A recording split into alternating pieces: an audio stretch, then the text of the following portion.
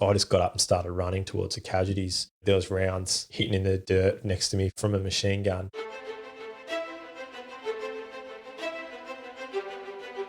Welcome to the podcast where we track down Australian war veterans, have a chat with them, and hear their stories.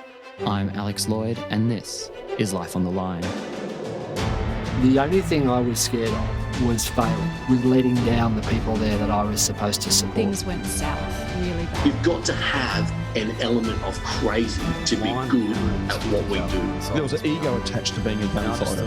I've been shot. Being around big, tall trees, thick shrubbery, potentially connects him to other moments in his life during battle. It's not easy. Get out and walk in a minefield not knowing when your legs were going to get blown off. You know, we're a part of this The fight. story of transformation is powerful. Jeremy Holder was a medic in the Australian Army for 7 years. He served within Special Operations Command for 4 years, which included a deployment to Afghanistan with the commandos as a platoon medic. Jez spoke to Thomas Kaye about his time in Afghanistan and the reality of being a combat medic for Special Forces.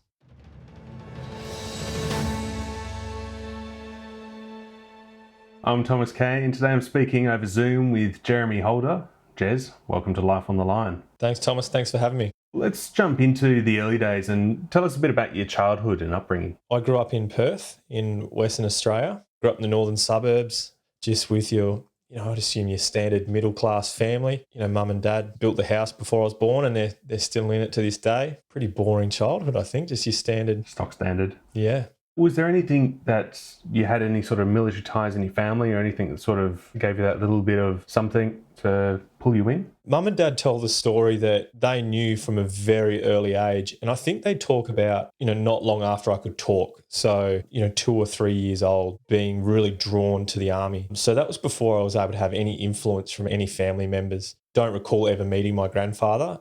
He died when I was very, very young. But my grandfather was a signalman in the AIF, I think, and then was a prisoner of war in Changi prison. I didn't get to speak to him. And as a kid, Dad didn't really talk too much about that side of things. I think obviously it was a super tough time for their family. And apart from that, I just had an uncle that was, I'm sure it was 7RAR in Vietnam. So that was the only sort of family influence. And none of them were really an influence because, my uncle wouldn't talk too much. He knew I loved military stuff, so he'd drop something every now and then as that sort of cool uncle dropping a Nam story. But, there wasn't a lot of influence. It was just something that it appears I was sort of born with and wanted to do. What's your memory of September 11? I'm sure it was year 12 because I'm positive I was driving.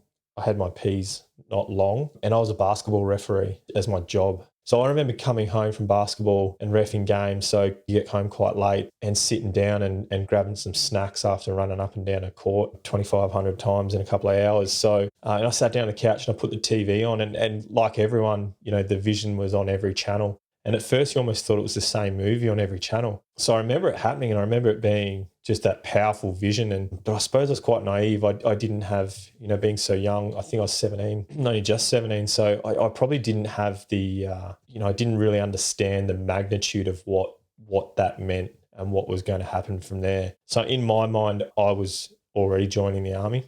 My application went in when I was 16, 9 months, I started the process. I was definitely 17. I was 17 when I joined the army, so I started that process pretty early on. So I already knew I was doing it. So, who knows what would be going through mum and dad's head, obviously being more mature, and they would sort of maybe be a bit worried. I actually haven't asked them, but yeah, I definitely remember coming home from reffing a basketball game and seeing it live on TV. You joined the army. Run us through sort of the timeline from there to how you became a medic. I don't know what they call it now, whether it's HSC. So I think they called it TEE in West Australia. So I had no intention of doing that. I was going to join the army or however long that was going to be. And then I wanted to be a police officer. That was it. I had my sights set. So in year 11 and 12, instead of doing HSC subjects, I did a work placement. So one day a week I would go out to work. And so through Surf Lifesaving, I had a connection with this super old school ex-regiment highway patrol officer, TC. He was very well known in West Australia. Probably half of Western Australia have been given a ticket by TC. He was just one of those old school sergeants that was super well connected. So he got me work experience with his unit, his traffic unit, once a week. So I'd go to school 4 days a week, and then either on a Thursday night, I'd do a night shift with the traffic unit, or on a Friday, I would do work experience. You know, again, this would never happen in these days, but I would literally go on patrol with them. By the second year, by year 12, I remember pulling over a car one night full of some young people in a dark road in back of Wanneroo. So I was 16 and something years old, and I'd been working with him one day a week for 2 years. And he's like, all right, just go tell him we go up to the car and tell him we're pulling him over for speeding and grab his license. You know, so I'm 16 dressed in, I must have honestly looked like a kid dressed in essentially a suit, shirt and tie, and walk up with the mag light and ask for his license, and shitting my pants, by the way. Just doing loose stuff. I remember being involved in a huge brawl with some bikies, like not me, I was in the back seat of the car, just again, pooing my pants. But that was what I did. So that was all I wanted to do, join up, be infantry, and then be a cop. So we do all the paperwork, and much to Mum's disgust, signing the papers. Actually, Mum wouldn't sign the papers, because if I went to war and died, she didn't want to have her signature on the papers saying she signed me up, because I was under 18. So Dad signed the papers. So we go through the process, and Dad's taking me to all the recruitment. So do all the physical, which is fine. Do the medical, somehow got through with my red hair. But I actually found out I was colourblind. So up until that point, I had no idea that I was colourblind. And so I'm like, okay, that's cool. What's that mean? They're like, well, you can't be infantry. And I could not believe it. I was absolutely devastated. That was my whole sort of teenage career. All I wanted to do was be infantry and then maybe go on to the regiment. I didn't know about the commandos at that stage. And I found out I was colourblind, so I was absolutely devastated. And then he went through, I'm like, well, will it stop me getting the army? He's like, no, there is some jobs you can do. So I don't know how many jobs there are in the army. There must be hundreds. So he read through this list, and there must have been like 6 jobs. And one of them was like a dental assistant, clerk, went through a few other jobs, and I'm just like, there's no way. That's, to me, and those jobs are incredibly important. The defence doesn't work without support staff and logistics. So it's very important, Robert. That wasn't me. That wasn't what I had thought of my whole life to be. Not what you've been preparing for. Not what I'd been preparing for in my mind. You know, then he got to medic, and I'm like, I don't know. Like, I was never really good with blood. Apparently, as a small toddler, I ran into the corner of the TV and cut my eyebrow open. And so Dad took me to the mirror to show me this, and this blood running, and I seen this blood and just freaked out. And so from that moment until I was a teen, I was never a fan of blood. So that, you know, he said, you can be a medic. And so I'm just thinking about blood. I don't know if I can handle this, but I've been doing surf lifesaving for a few years, and I really enjoyed the first aid side of things. Like, really loved the medic stuff. I shouldn't say medic, I love the first aid side of surf lifesaving. So I thought, oh, yeah. He's like, well, as a medic, you can still be attached to infantry and you can go outside the wire. And he was totally being a salesman to the medic. I think they were quite short. So he totally sold me in that I could still go outside the wire with the boys and do infantry stuff, but I'll be a medic. Looking back, I found it super ironic once I was on my medic course that it was one of the few jobs I could do. Yet everything we do as a medic is colour-coded. And we literally test other people for colour perception and colour blindness, and we're colourblind. Every needle, every drug is all colour-coded. Yet I couldn't be infantry and carry heavy things on my back and shoot things. Like, it just didn't make any sense to me. But I'm very, very grateful that I'm colourblind, and it put me down that path. So I guess you have that officer to thank for steering you in direction of becoming a medic. Big time, yeah. Everything happens for a reason. I really strongly believe that, and that's certainly one that has put me in a very good trajectory in life. So you went from entering and going along the path of becoming a medic, then you went up and became a medic attached to the 4 RAR, bracket commando. How did that come about? I did and things have changed a little bit now, but I did the medic course at the School of Health down in Bonegilla, so Albury-Wodonga, just on the border, Victoria-New South Wales border. So I did that 9-month basic medical assistant course, and then I was posted to 3 Combat Service Support Battalion, 3 CSB. So I spent 18 months up there as a junior medic, and you work under supervision. And so I did that, and then did my advanced medic course while I was up there. So back down at Albury-Wodonga for another 4 months. And then you're able to work essentially unsupervised and more autonomic. So from there, my posting cycle was up to 2 year. I think it was a 2 year posting cycle. As a young medic that was, I suppose in those days, fit, I loved the medic work. So, you know, I was always studying, I was always training. There's no doubt I would have pissed off my platoon sergeant, the amount I bugged him that if I wasn't going out on exercise, that I could do ride-alongs with the ambulance service up in Queensland, and I'd just do as much clinical placements as study as I can. And so when my time come up for posting, I remember the platoon sergeant sitting me down and said, sort of, Scheme's got two options for you. You can go to 5th Aviation Regiment as a medic with the helos, or a spot's come up at 4-hour Commando. And I was really torn. He's like, you need to make the decision now. And I'm like, fuck, how do you make that? 19 years old, how do I make this potentially like huge decision? And it's not often, I suppose, in the army you really have a choice, to be honest. So one, I was pretty stoked to get an option, but it was hard. I'd done so many ride-alongs with QAS and worked with critical care flight paramedics.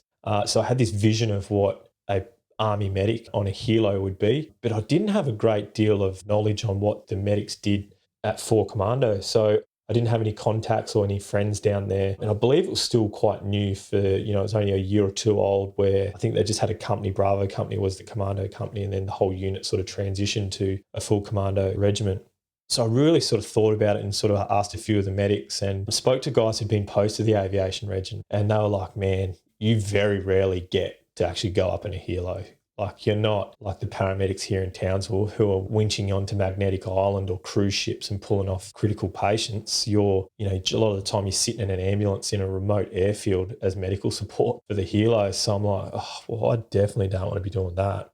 And so I said, I'll go to the commandos. And so, posted down there. It was either end of 2003 or 2004, I think it was, but posted down there as a young corporal medic. Did you have any idea on sort of what would be involved when you joined them? No, I think I tried to give the regimental aid post a call and just sort of ask them some questions, but I was honestly going down there pretty clueless on what the role would be. What was the learning curve like when you got immersed with them? Oh, it was pretty big and straight up too. So and again, this feels like a lifetime ago, so I apologise about some of the details, but I feel like I remember that it had an increase in staffing because it had changed from essentially an infantry regiment that would have one medic per company, and then they would have a support company that would have one or two medics and a doctor and a nurse. They're increasing their medic capability, so they would have more medics attached. So unlike infantry, the commandos had a medic per platoon attachment. So they had a significant manning increase in medic. So there's quite a few of us pretty junior guys that were posted to the unit at the time. So, and the role obviously that the commandos do is very varied. There was a huge learning curve, and not just in the medicine, but in the insertion techniques, in the weapons, because I hadn't fired anything apart from a minimine, a stire,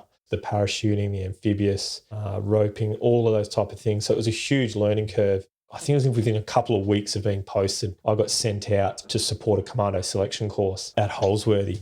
It was a very hot January or February. It was a baptism by fire because I remember the guys had to do a 20 clicker in Holsworthy in the searing heat. I think probably 40 degrees. They certainly weren't doing the heat management in those days as much as they did in the sort of subsequent years. And, to make a long story short, really, I just had over a 2-day period was just inundated with heat casualties. And on the 20 clicker itself, actually, it was almost a mass casualty. I remember we had 8 down with heat exhaustion, a number with heat stroke, including at least one unconscious heat stroke patient who was very unwell. Looking back on it now with probably a lot more experience, he was probably borderline dying. And I remember being by myself. I was getting low on gear because I'd already treated a number of casualties. And I remember the RSM, I was treating an officer.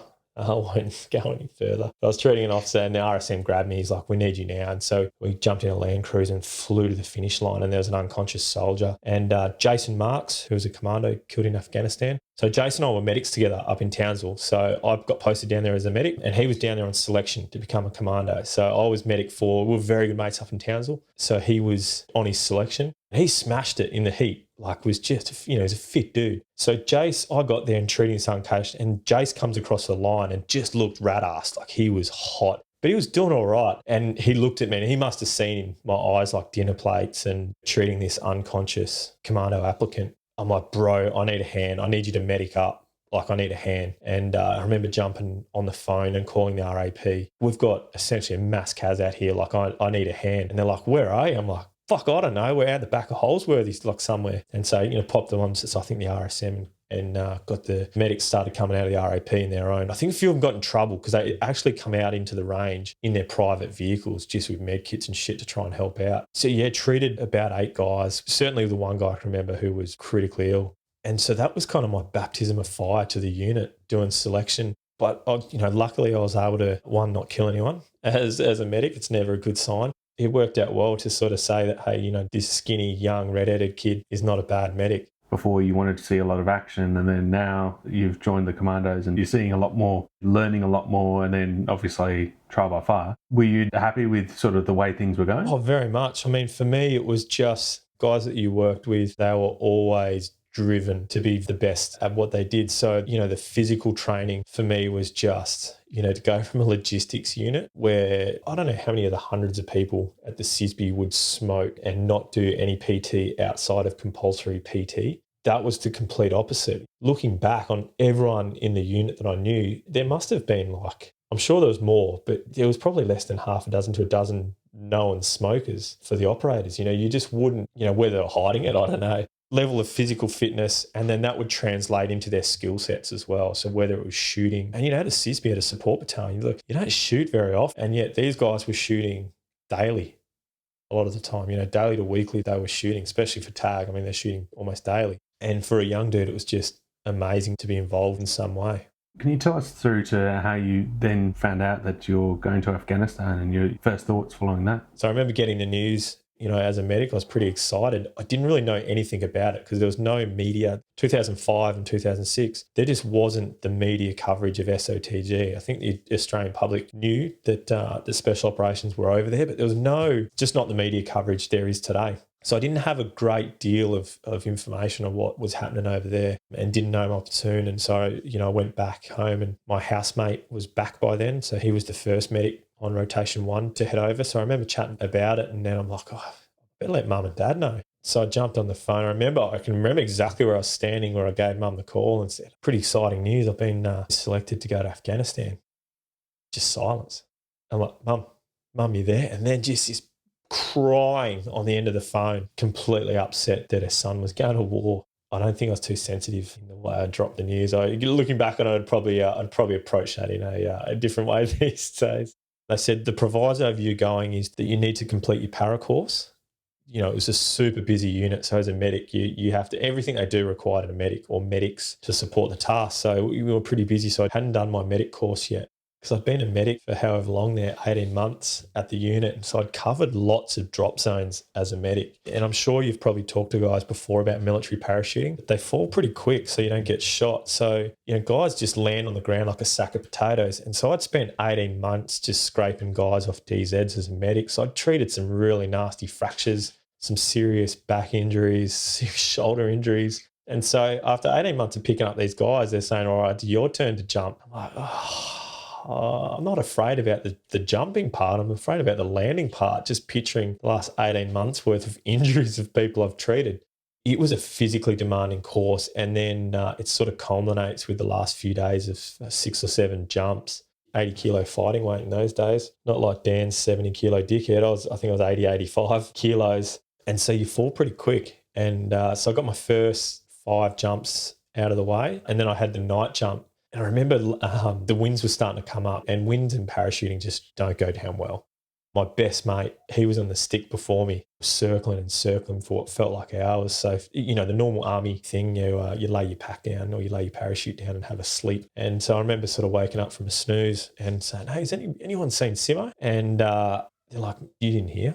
And I look up and there's this ambulance driving with lights and sirens across the DZ. They're like, man, he just messed himself up. And so my best mate, I didn't know his injuries, but they said he busted himself up. And they're like, all right, you guys are up. I'm like, whoa, this has got one more to go. So we went up and did our night jump, and I landed hard on my shoulder. So I'm just going, oh, Jesus, I need this to go to Afghanistan. Don't be busted up. And so for the next 2 weeks after the para course, I just spent that time trying to privately rehab my shoulder and not let anyone know it was busted so I didn't get pulled from the trip. There's only 2 or maybe 3 guys that were commando qualified. So the rest of us were just black hats. So we're non-commando qualified. And they said, but you've got to pass the commando fitness assessment. I think about it now and I would shiver. But in those days, I was pretty fit. But I'm going, geez, I've got this shoulder that's killing me. I've impinged the ligament in my shoulder from hitting it in the deck. How am I going to do 10 or 12 heaves, 60 or 70 push-ups, 100 sit-ups, then I think it was a 3.2 kilometre run in your battle dress under a period of time. And so it's tough at the best of times, then alone when you're carrying a shoulder injury. So yeah, somehow I think I just dosed up, and they call it the SF candy. So I just had a bunch of, what do they call it? The paracetamol and codeine, and then the SF candy of the naproxen 1000. So it's this anti-inflammatory, which now looking back on is terrible, the amount I probably had. It's like a Nurofen, but on steroids. So just smashed this pink candy and somehow got my way through the commando fitness assessment to tick the 2 boxes. And the last one was just had the weapons quals to get, but there was no real, it was pretty basic for a medic. I certainly didn't have to shoot on the level those guys did. So ticked all the boxes, and that was it. It was starting all the pre-deployment training with the guys. They pulled me in the office and said, hey, the medic from Bravo company's got pretty sick and we need to bring him back to Australia. He got a pretty severe viral illness. So they said, we need you to go over early. So I actually went over about 2 or 3 weeks earlier than my platoon. So I was sort of traveling by myself. And so I remember, traveling to country and then on the Herc from another country in there, and give you the command to put on your helmet and your body armour. And then it sort of just drops out of the sky. They go a pretty steep descent to land on dirt runway at TK. I remember the heat, really hot, just hit you in the face hot, because that was just a couple of days after Anzac Day in 2006. We were going in there in fighting season, so we were going to, obviously the opposite sort of season to us, so we were going to have pretty warm temperatures, and that was the start of it. And then that day, I just remember, I was probably the fittest I've ever been when I went over, and I think I just remember grabbing my medic bag and my pack and stuff and just walking a short distance, just getting real short of breath. And then this is how little I knew about TK and probably even Afghanistan, but the base is a bit over 1,500 metres altitude. So you're almost a mile high. And I hadn't done any altitude acclimatisation. So just that short 150 whatever metre walk from the airfield to the vehicles and up to Camp Russell, I was just so short of breath from carrying some bags, and took a good week and a half, 2 weeks of running around the airfield and some cardio to get acclimatised to the altitude and the heat. And then after getting acclimatised and then sort of getting out from TK and that, what were the first encounters with the locals on your first patrol like? Our first patrol was still a few weeks away. So because I got there early, it was another company and I didn't really know anybody there. And the doc sort of showing me around. And then you heard a lot of shooting and some bombs and whatnot. So yeah, I remember standing up on the HESCO on the RAP and sort of looking out in the distance while colleagues were in a gunfight. Pretty full on. And then that afternoon, he's like, I'll take you down to the FST, Field Surgical Team. And that's where all the medivacs would come into. He's like, I'll take you down and introduce you to the team. So I'm like, already I'm just pinging from like hearing this gunfight and coming in. And we go down there. There's this colonel surgeon who's running the FST. And I can remember it like it was yesterday. He's wearing like old school Desert Storm camo pants. He's got a Kuwait Camel Racing T-shirt on. So he's wearing this black T-shirt that has Kuwait Camel Racing. He's got his hat on that's got the colonel, I think the bird, the American bird, and he's got this cigarette hanging out of his mouth and he's smoking. And he's like, do you want a sake? I'm like, what? Like, I'm 21 years old. And he's like, do you want a sake? I'm like, a colonel's offering me a sake in Afghanistan. I'm like, I can't say no. And I remember having this warm sake. It was just, because it come in a milk container, it was just obviously the way they were smuggling in, and it just tasted like shit. But I just didn't know what to say. I had a full colonel from the American Army in a Kuwait Camel Racing shirt offering me a sake in a trauma bay. And so that was my first day introduction to Afghanistan. Tell us about the different roles you had as a medic over in Afghanistan. So my primary role was as a platoon medic for the commandos. Every morning I'd go around to the platoon and make sure, was there any coughs, colds or sore holes, so it's like a primary healthcare run. Go to the guys, if they've got any sort of musculoskeletal injuries like sprains or strains, any abrasions from sliding in the dirt and the rocks, or anything that you would normally sort of see not even see your GP for, but it's just preventative medicine. So just making sure that the guys are in sort of peak physical condition, making sure there's no medical ailments that can flare up in the field. Obviously, once you go outside that wire, it becomes a whole lot more complex to get people treatment. I can only treat them with what I'm carrying. And I'm only a medic. I'm not a doctor, so I'm not carrying huge amounts of antibiotics and, different types of creams and stuff. I've had a limited amount. So the guys need to be healthy before going outside the wire. And you didn't want to medivac anybody that you didn't have to. One, it'll decrease our fighting force and you don't have that person doing their primary role. And secondly, it's you're sending a multiple very, very expensive aircraft into a hostile area. And so you're looking at the lives of all the crew and potentially your mate on that helo. So it was medevacing someone was not taken lightly. So, I would go around every morning on base and just make sure that the guys didn't have any form of injury or illness that may flare up or prevent them from doing their job. From what I understand, medics never rest, especially out there. So when you weren't out, you're always working. You'd always find something to do, whether you're out assisting with trauma surgeries or part of the field surgical team, I believe. Yeah, I think some people would argue that medics never rest. I mean, medics have been known to get many hours sleep in the back of an ambulance covering a range. But no, I think on operations, and certainly Afghanistan for most medics in Force Command, Special Operations, Air Force, Navy, I think any medic that deployed to the Middle East was generally pretty busy. And I was certainly no exception to that. If I wasn't on patrol outside the wire, I would make every effort I can to be down at the field surgical team treating whatever come in, because those helos would come in generally multiple times a day, bringing in either coalition or civilian trauma casualties. And as a medic, that was just the best role. Like, it was so fulfilling as a medic, being able to do everything that you'd trained to do plus more. And so I just absolutely, every spare minute I could, I'd be down there in the FST, just gaining as much experience and helping as many people as I can. So, people ask me, would I go back to Afghanistan? And I'd probably say no, not now that I'm married with kids. But if I could go back tomorrow in that field surgical role with a relative level of safety, I would go back there tomorrow, because that was just such an experience. It was like getting 10, 15 years of a trauma hospital in Australia's experience in weeks and months. It was just every day, multiple casualties coming in with multi-trauma, blast injuries, gunshot wounds, and then just really bizarre health things. The amount of people that would come in with massive cancerous growths on their arms and legs from being in a third world country, not getting the treatment. And just being able to do your job and get the training, despite that colonel that wore the Q8 camel racing shirt, he was just an amazing, amazing trauma surgeon, and the level of knowledge he had and experience. I think someone said that was his 11th or 12th deployment to Iraq or Afghanistan as a trauma surgeon.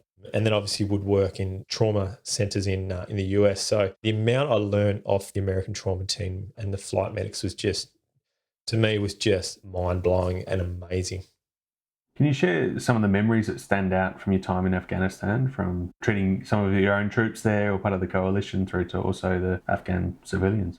Yeah, so I would say I treated hundreds of casualties in the just under 5 months I was there. Probably over 95% of them would be the Afghan population that were just brought in from sort of just either stepping on old unexploded ordnance or being shot or stabbed by Taliban, or being shot or stabbed by themselves. I mean, all they've known is war. So I remember a medevac coming in and we went down to help, and they brought in this 60-year-old, which, was a super rough 60. Like, it wasn't an Australian 60-year-old. Like, this guy had obviously lived a tough life, and he looked much older than 60, but super fit. And he'd been shot multiple times. So I remember getting him on the trauma bed. We call it getting him trauma naked. His white clothes were blood soaked. We started counting gunshot wounds, and we got up to 17 gunshot wounds, or 17 holes in this guy. And they all, we'll certainly no CSI, but they all looked like entry wounds. And we just kept them, we're chalking them up on the board every time we found it, and we're writing it. And it just 17 holes. Most of them were in his arms and legs, but he had about 7 in his chest, and all on the left side. And that's obviously where your heart is. So to this day, I don't know how that guy lived, because he did live. He walked out of the Afghan ICU about 2 months later. So I don't know how he lived to start. But then secondly, the story was that once we got the interpreter and stabilised him, that it was his cousin that shot him, because this guy had got the position in the village to call prayer, which is quite a prestige position. And his cousin thought he was in for the job and was jealous that this old mate got it. And so, what else do you do when you're in a fight with your family? You shoot him 17 times with an AK. And that was one of many sort of Afghan trauma stories. Brad, the regiment medic, and myself were down in the trauma bay. There was a medevac come in with three paediatrics, so 3 children. It might have been the actual night before we left country. I can't recall their ages. There was maybe a 3-year-old girl, a 5 or 6-year-old boy, and a 9 or 10-year-old girl. And they were playing down by a river, and it was an old Russian unexploded ordnance, and they were playing around with it, and it went off. The young girl had really severe leg injuries and had an arterial tourniquet applied that was effective. She was still critically ill. She'd lost a large amount of her blood volume, but was still alive. And so I was treating a less critical injured patient with Brad, the other Aussie medic. We look over and use some commotion. A pretty junior medic had released a tourniquet to check the bleeding on the patient, but that young girl had just enough blood circulating around her body to keep her brain and her organs pumping. And then when he released his tourniquet, it's blown the clot and it's bled. It was enough to kill her. So it, a simple life-saving intervention that was saving her was released too early, inappropriate stage by someone who shouldn't have done it. And unfortunately that little girl passed. And that's not to say that her injuries weren't severe, that she wouldn't have died in surgery or certainly later on of complications. She had severe injuries and was pretty messed up. But yeah, I think looking back now, I don't think that, I think she should have survived. But really shitty situation, but not one that I could control. From my understanding, it's not just gunshot wounds and any of that you treated, but there's also a C-section. You delivered some twins. We would very rarely see females, and I'm sure nothing's changed in this day. But in Afghanistan, females are probably not even second-class citizens. Rarely would a male let his wife or daughter be seen by the white people in Afghanistan. So when we did, in the odd occasion in those days when we did see them, they were in critically ill or injured condition. And they would generally leave them for far longer than they should have before they brought them in. And that was just the whole trip. We would rarely see it. So on one occasion, and it may have even been the last week before I left the country, a medevac come in. They had a female on board and she was pregnant, become ill and had a breech birth. So instead of baby coming out head first, it's coming out breech. So it's coming out feet first. Breech, even in a first world country, can be dangerous to the baby and the mum. But in Afghanistan, and for a long period of time, it even more so. So they brought the patient in, and I remember she putting on the trauma bed, and she was the only patient. And I remember just seeing this blue foot hanging out of this woman. As a young I turned 22 over there, so a young 22-year-old medic, I'd had very limited to no exposure to obstetrics. Either way, I knew a blue foot hanging out of another human is suboptimal. We started resuscitating the mum, who was unconscious, and then she arrested, so her heart stopped beating. So we commenced CPR, was starting to hang blood, doing sort of resuscitation. I remember they had a pretty low speed ultrasound machine there, and they worked out it was actually twins, because Afghanistan, you're not going to a midwife or obstetrician every 4 to 6 weeks to have ultrasounds and checkups. So we weren't aware that it was when we found out there was a second bub. And looking at the blue foot, it was probably obvious that first baby was deceased. But then we seen the second baby and it was still alive. So the decision was made that they would do an emergency cesarean whilst resuscitating the mum. And so I didn't have a lot to do. I was on standby to resuscitate one of the babies. So we had obviously three potential patients, the mother and the two neonates. And yeah, so we did the emergency cesarean. They pulled the first baby out and then tried to resuscitate that one, and then they pulled the breech out. And it was pretty obvious that the breech bub was very much deceased. So we didn't work on the breech bub. So we had a team working on the second bub and another team working on the resuscitating the mum. And after a period of time, and obviously the work of all the teams, unfortunately they all sort of succumbed. So neither the mother or any of the babies survived. So that was a pretty shitty job. But by that stage of the trip, I was pretty immune to it. Like it was just another person that probably shouldn't have died. Had they been in Australia, there's no doubt that would have been picked up much earlier, that the bub was breech and have specialist care, but you're just not going to get that in a country like Afghanistan. And it sounds a little bit insensitive, but I suppose I was a bit immune to it by that stage. I certainly can't control it. We can only do our best to try and patch up or clean up the issues that come to us. But, you can't fix a whole country or culture.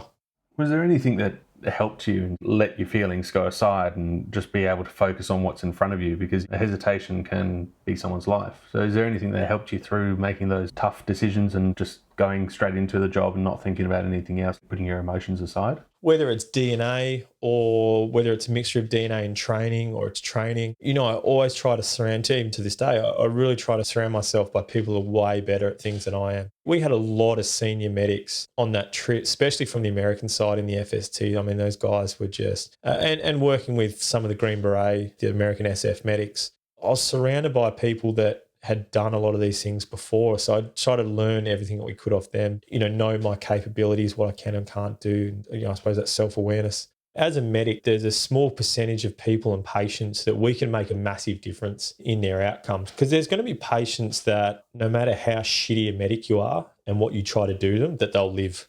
Their injuries just aren't life-threatening, so they're going to live. On the other side of things, there's a portion of patients that no matter what you do, or whether you step on that IED 10 metres from a trauma surgeon or a cardiovascular surgeon and medics, that you can have injuries that are just not survivable.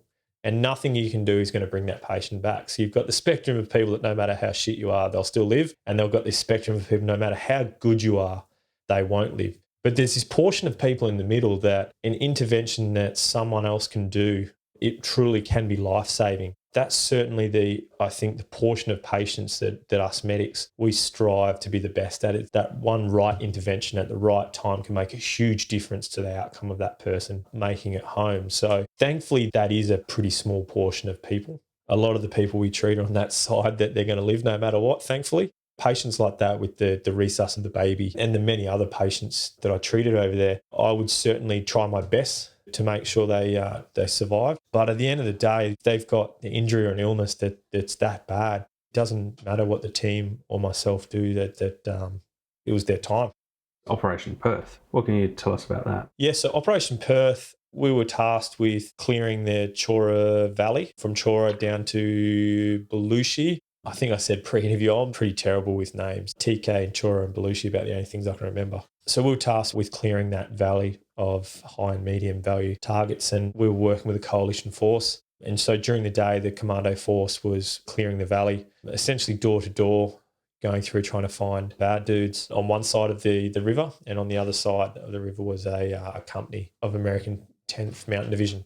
So I think we did that over about 10 days, and then overnight the regiment would go in and do their thing. And we would support from a vantage point where we could. And then during the day, as a larger force, we would go in for sort of clearance missions. So, we were in probably gunfights most of, I don't know how many we're in. It was pretty regular from memory, sometimes just a few pot shots, other times a little bit more. But certainly that infamous day in Operation Perth, we were clearing the valley and the Americans got hit really, really hard. I think an RPG hit one of their platoon sergeants in the chest. I won't get too graphic, but I don't think it was a painful death for him. And so they had one KIA and multiple wounded, and they were getting hammered on their side of the creek. I was with PHQ, so hearing a lot of this on the radio, we sort of called to back them up, made our way to their position. And as our platoon headquarters married up with their platoon headquarters, I remember just as we were sort of coming into this sort of clearance over this small creek, just this huge explosion that just, the percussion of this explosion. And then there was a number of them. So there was these airburst RPGs just right on target to our PHQ. So we all hit the dirt, and I remember just getting on my guts and just getting covered in dirt, just getting hammered. And we can feel it's close. And then I remember someone in front of me grabbing me their leg and rolling over and saying they're hit. Just remember going, my ears sort of ringing, sort of covered in dirt. You can smell the explosions, and, seeing this, one of my mates get hit, this is real. And so I just crawled a couple of meters to him and sort of got my trauma shears off my body armor, just cut his pants because he's grabbing his leg, and so looking for the wound. So assessing the patient, and then over my radio is my call sign saying, we've got multiple guys injured, get to our location. So I'm treating one person, go, shit, there's more. I then turned back to see where they were. And by this stage, they're following up the ambush with machine gun fire. And so I remember started crawling towards the next injured. I'm looking up, I'm like, fuck, I'm going to be crawling a long distance for this. I'm like, I can't crawl this far. So I just remember getting up and just running towards, I didn't look back at the threat or anything. I just got up and started running towards the casualties. There was rounds hitting in the dirt next to me from a machine gun. Like, I don't know if you've ever been to the range, but when you're sitting in the bunker of the range, you can hear that crack, and they're just cracking over your head. They're cracking in the dirt. And I just remember just running to the casualty, and they had the casualties in the team. And by this stage, obviously, our guys are fighting back hard. I get to the guys, and they're in an aqueduct. So their farmers dig an aqueduct to water their crops. And they had the casualties down there. Some couple of the combat first aid, commando first aiders were treating them. So I get to this aqueduct, and there was 3 or 4 casualties in might have been 3 casualties in the aqueduct. And I'm going, fuck, there's no room for me. And so I'm laying on the edge of this aqueduct. There's rounds cracking over, and there's no room for me in this aqueduct.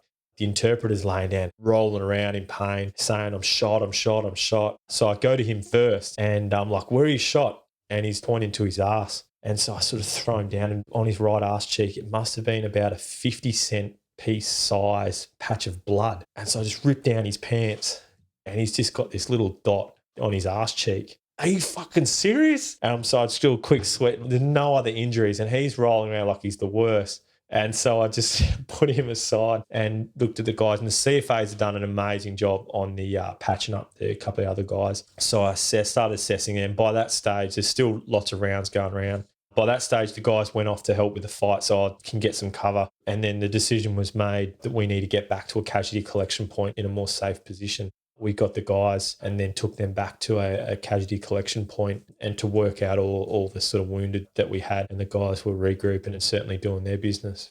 Because of the situation and you're stuck in the aqueduct and you don't quite fit, they'd have to clear out and sort of get everything over with before you could call in evacs. Yeah, we at that stage when we were back from the aqueduct, we pulled back into a compound and had a casualty collection point set up where I could, in the medic terms, we call it tactical field care. So we sort of go from that care under fire to tactical field care. And, you know, we were in a semi-secure location. We had guys at the entrance to the compound and guys at the rear of the compound. Actually, one of the injured, our platoon sergeant, he was on the door providing cover with his standing up there with his bandaged leg. One of the toughest dudes I've ever met. So he was up providing cover with another guy.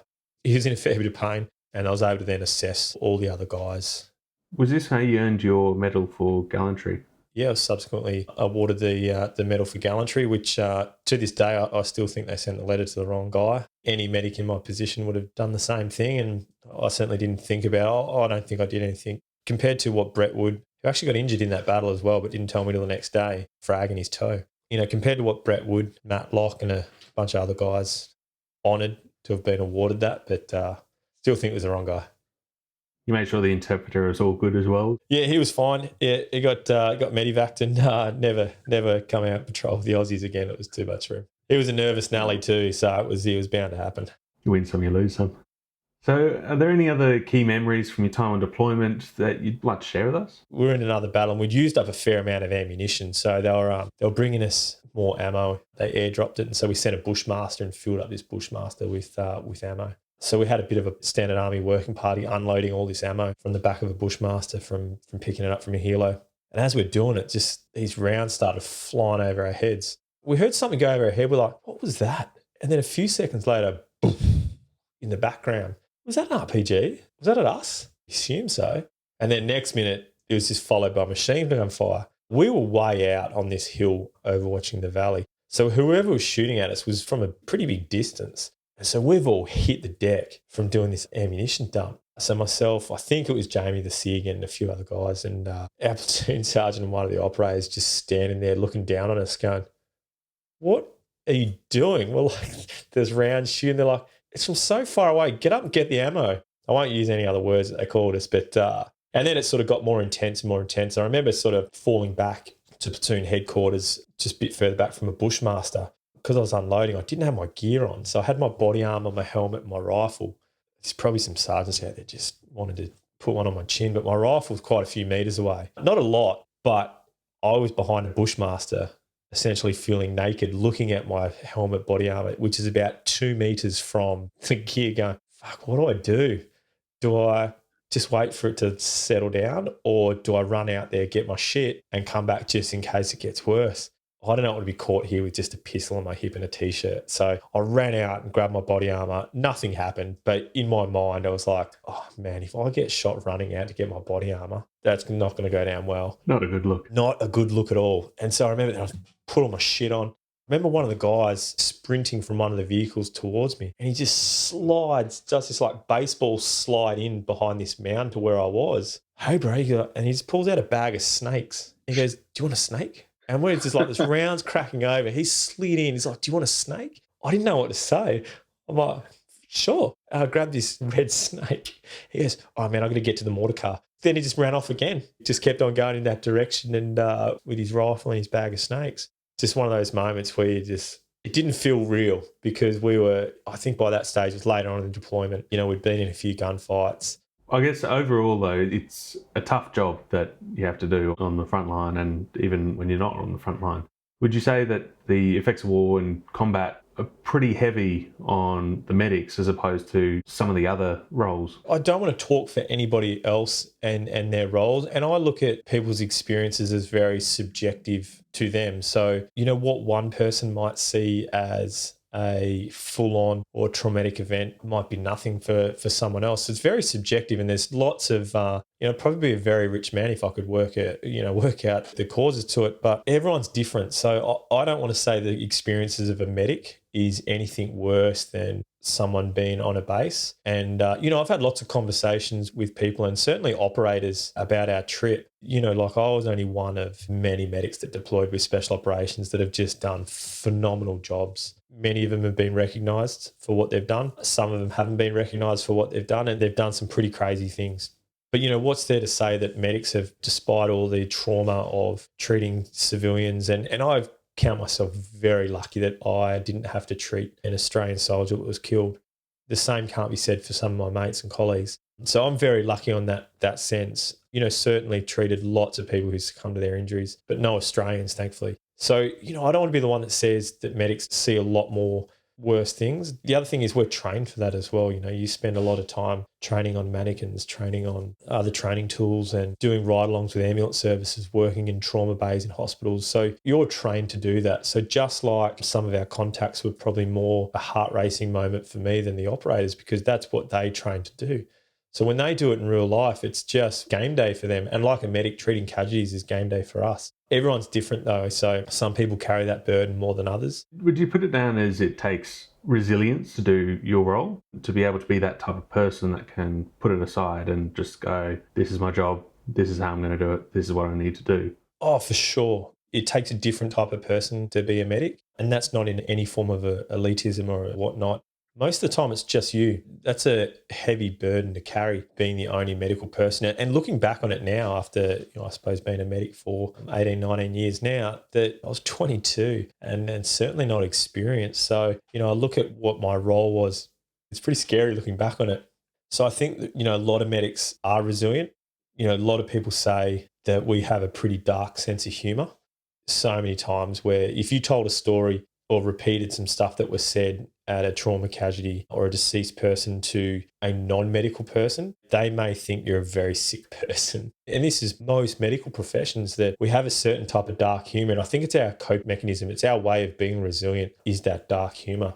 Our day sometimes is maybe someone's last day on this earth. If you hold that too personal, then I think that's not going to go real well in the future. And this is where Army medics are different too.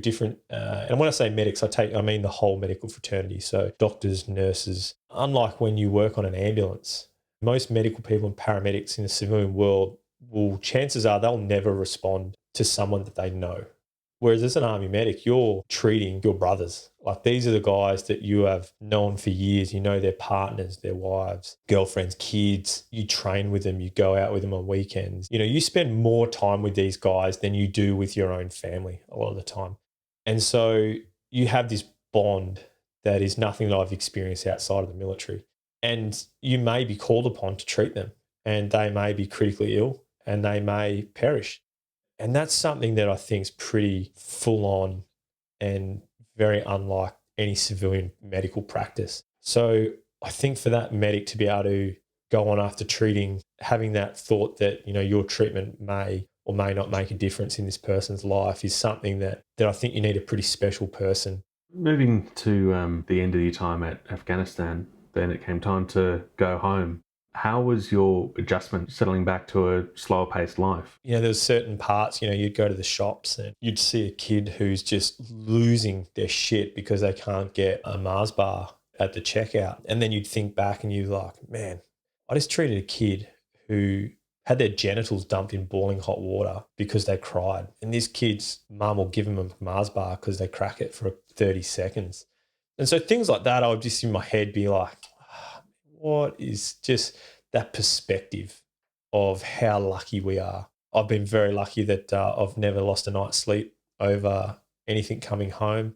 Very lucky that the medic stuff you back, we were sort of after annual leave straight back into it. I was then posted to the Tactical Assault Group East, the counter-terrorism for a short period of time. And then I got on my underwater medicine course. And then I went and did a Navy course for 7 months, which was a long 7 months working an Army guy, working on a Navy base. And then I went back on tag. So I was very busy from when I got back. There was sort of talk of doing sergeant's course, and then that would be posting out of the unit to go back to a field hospital as a sergeant. And that was not something I really wanted to do. I didn't want to leave the command. I loved being a medic. As a sergeant, you sort of get off the tools a little bit more and you sort of become a little bit more managing medics. And I definitely didn't want to go back to a field hospital after what I'd done with special operations and tag and stuff. So I thought I'd throw my hat in the ring and try to do commando selection to try stay in the unit. Any opportunity I could to stay in the unit. So I thought if I got that green beret, then I'd be able to stay. How had that attempt go? Not so well for me. It was the fittest I'd ever been. I was even way fitter than I was in Afghanistan. I was always a runner. Always that sort of beanpole runner. So I had to try and bulk up a little bit with upper body strength. And then the big thing, you do lots of running on selection and lots of running with your weapon and your body armor and things like that. So all that weight in your boots. So I was doing trying to do a lot of running with weighted gear. I think it was day 6 or 7, I started to get really severe pain in my shins and the starting of shin splints. And then by day 11, I think it was, I was in the locker and could hardly walk. So I was medically withdrawn. The doctor pulled me off selection on day 11, so I got through phase 1. I didn't make the cut for selection. My sort of body definitely didn't put up with it, and I definitely can't say I could have passed it. Looking at the numbers, there's probably a good chance I would have failed it. Well, at least you gave it a solid go. Yeah, I gave it a crack, and I don't regret it. I don't regret it at all. Obviously, I wish my body could have done it, but I'm a big believer that everything happens for a reason. What then saw you say goodbye to your time in the Army? For me, I just achieved everything I wanted to achieve. I was 24 years old. I wasn't ready to be a manager. I wasn't ready to give up the medic stuff. And I suppose I wanted to quit while I was ahead. I was 7 years in the Army by that stage. For me, it was just time to move on. We'd done a lot of work at the commandos with the Special Casualty Access Team, the New South Wales Ambulance SCAT paramedics. For me, I was like, well, that's the obvious next thing for me is to move to ambulance, remain clinical. So I popped in my application to the ambulance service and was lucky to be selected. And so I started my career in the ambulance and then posted out of the unit and I remained a reservist with one commando at Mossman for a few years. So you kept on pursuing a career then afterwards as a paramedic, which led you to starting up your own company from your spare room. After a few years of ambulance, it was very different. I love the clinical aspect, but it was very different from going from such a high performance environment, working with the commandos to the health industry essentially. And, despite what people think of paramedics going to tons of car accidents and shootings and stabbings and things like that, the reality is you spend a good portion of your time taking patients who are over the age of 70. And so you do a lot of medical work and a lot of transfers and nursing homes and stuff like that. But I was working 4 days on, doing 12-hour shifts. So I was doing 4 days on, 5 days off. For me, going from that high level, working a lot to having 5 days off every week, I just had this extra amount of time. I'd always talked about starting a company because we, as a medic, we buying stuff from the US, borrowing, stealing from the colleagues, from US Army medics, or we're buying it on the internet. It's when the US dollar was 50 something cents. We were waiting weeks for it to arrive. And I was like, there's going to be a better way. We just couldn't get anything in Australia. So I'd always talked about starting this business of supplying medic stuff. And after sort of obviously months and whatnot of talking about, my wife was like, why don't you just start this business? So I just started this company called TACMed Australia that supplies specialist medical equipment for high threat and austere environment. I ran it for years, just myself out of my spare bedroom between shifts. It's not just the fact that you ran it for years, but you're still running it up to this day. Yeah, very much. I never thought I'd make money from it, let alone be my career. So now I'm the managing director and have a team of 15 full-time staff and about 30 casuals around Australia. In February was our 10-year anniversary and it grew from a hobby business, the hobby business for 4 or 5 years, not taking a cent out of it, just loving playing with Army, medic gear until what's now my career and whatnot. You had a very different kind of battle a little while ago with cancer. Yeah, so obviously I'd spent my career in the Army. I went to Afghanistan and then I was a paramedic, so you're seeing a lot of death and you're doing in that job, you're helping a lot of people. And then my business starts to take off and start doing really well. Married, kids of my own, just life is awesome. And then one day I'm in the shower and feel a lump on my right nut. Might have been a shock for people. Yeah, found a lump on my right testicle. And I had to go to Brisbane to run a course for the police tactical unit up in Brisbane. So I'm like, oh, I've never noticed that. Why have I not noticed that before? And it was only a small lump, and I'm like, but it was just playing sort of in my mind. And I'm like, fuck, I do not have time for this. I've got this course to run. And so I run this course and come back and see my GP, and got me into an ultrasound about an hour later. You're in this dark room with this other man with your pants around your ankles. You're looking up at this screen. So he puts this freezing cold gel on you, and you get the, he gets his device, and he looked at my left side, and you're like, oh, right, that's what you've got, this like high definition 60-inch TV above you looking at your nut on TV in a dark room with a man touching you. And then he puts it on my right side where I had the lump. And straight away on this TV, I could see these dark masses. And I've just gone, fuck, that's not good. And you could tell the demeanour of the guy just changed. And he was starting to stutter. And he's like, look, I know you're a paramedic, so you've got some knowledge. I'm not allowed to tell you, as a sonographer, he wasn't allowed to diagnose me with something. He's like, this has to go for official review. But in my experience, that doesn't look good. I hadn't really had any exposure to anybody with testicular cancer. I'm obviously quite anxious, and so I call my wife, and this doesn't look good. They think this is cancer. And then the GP calls back a few hours later, and he said, look, the results are back in. They think it's an infection and it's not cancer. That doesn't sound right to me. Like, I've spent the last however many years as a paramedic treating people with various types of infections, including infections of their testicles and urinary tract infections, and there's no pain. There's no pain. I've got no fever. There's no swelling. I'm like, there's no sign of infection. Being a paramedic up in the area, I knew one of the local doctors that would be treating it. It was a surgery. As a medic, I'd transported quite a number of his mistakes. So I said to my GP, I'm like, he's not touching me. We travelled down to Port Macquarie and seen this amazing urologist. Yeah, straight away, he's like, you've got testicular cancer. By that stage, I'd done obviously a lot of research on it. I'd gone through whatever the periods are of grief, anger, grief, being upset, to being pissed off. Probably that first night was probably the most emotive until you had all that knowledge. And then from that stage, I'm like, well, let's make this happen. I never once thought I was going to die from it. If you're going to get cancer, it's the one to get. It's very treatable. It's got a high survival rate, mid to high 90s. Really shit thing about testicular cancer is they can't biopsy it. So the only way to confirm that it actually is testicular cancer is to remove your nut and for them to do the pathology on it. So when you're going into your, to have your surgery and your anaesthetic, the doctor's like just warning you, like, you have to make that decision and obviously approve them to take it. But you're giving them that approval thinking there's a chance it might not be cancer and they've taken your nut for an infection. And so, waking up from the general anaesthetic, it was like they'd taken a wheel, but I'm like, just tell me you didn't take it for nothing. Found out that it was, confident they got it all. And from then it was the decision on whether you go down the chemo path or whether you don't.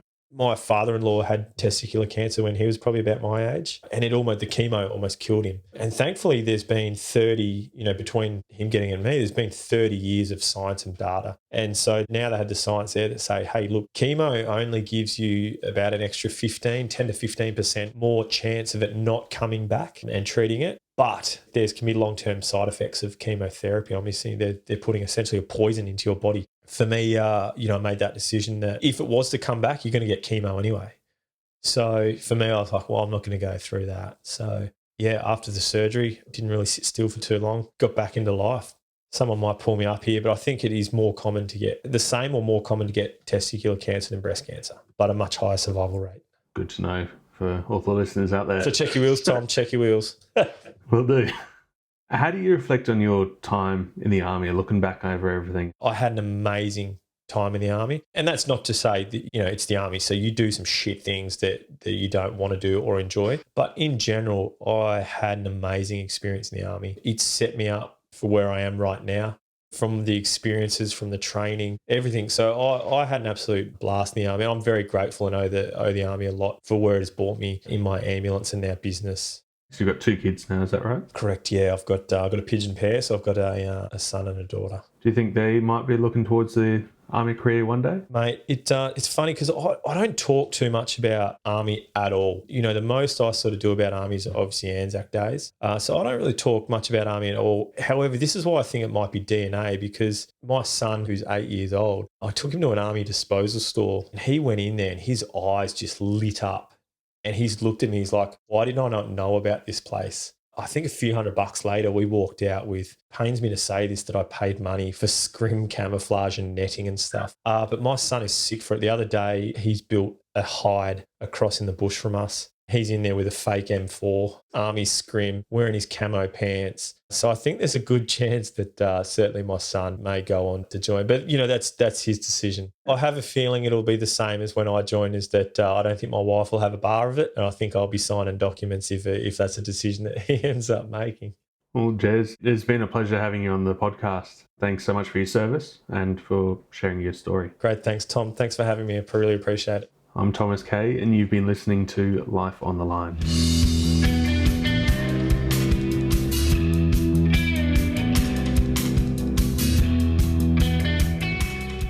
More of that music in just a moment.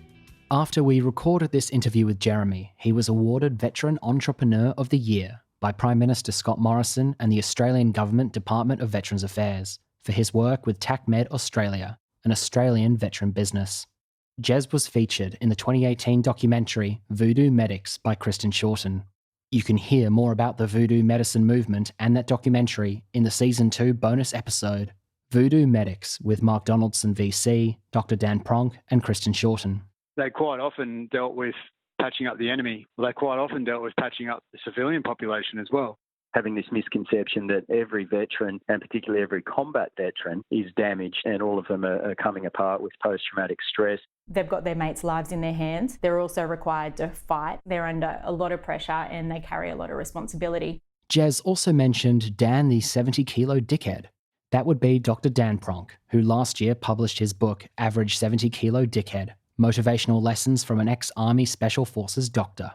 You can hear Dan's story of service in his 2-part conversation with Sharon Maskell-Dare in Season 2, Number 31, Dr. Dan Pronk, Volume 1. Certainly I'd been part of medical teams that had lost people in the past, but it was always in a hospital environment, and it still hits home to a degree, but it was just a whole different level when it's someone you know, someone who you've had breakfast with, the day before, and also when you're the one everyone's looking to as the person who's going to save this situation and you simply can't. And Volume 2. I knew that at some point I was going to need to deal with all the events that had happened leading up to there. I knew that I would go from that fast-paced life to a much slower-paced life. And you can hear more about Dan's book and why he's an average 70-kilo dickhead in his bonus episode with me in Season 3, Lessons of a Combat Doctor with Dr. Dan Pronk. But I never had any doubt or second guessing. So mentally that was like, hang on, I got this. Yeah, I'm injured. Everyone's injured. I'm losing weight. Everyone's losing weight. We're all broken. We're all sleep deprived, food deprived. But it was from then on in, I decided that unless I physically broke to the point where I couldn't go on, or they physically removed me from the course, that I was going to get to the end of it and then just see how the chips fell. Jez also mentioned parachuting injuries. For a story of a serious parachute injury, listen to a veteran of the 1st Commando Regiment share his experience with Angus Horden in Season 2, Number 29, Todd Vale. I knew I was in a bad way because I couldn't feel from my waist downwards. I was paralysed. There was blood. My right arm, which felt like it was sticking out, was draped over my head, and there was blood trickling down into my eyes. Subscribe to Life on the Line to never miss an episode, including more Special Forces stories still to come. Follow us on Instagram and Facebook at Life on the Line Podcast and on Twitter at LOTL Pod. Our website is www.lifeonthelinepodcast.com. Life on the Line is brought to you by Thistle Productions. Artwork by Big Cat Design. Theme music by Dan Van Werkhoven. Closing music, What Is Life by The Externals, the world's only Special Forces original rock band. Thanks for listening, and lest we forget. So you stand by.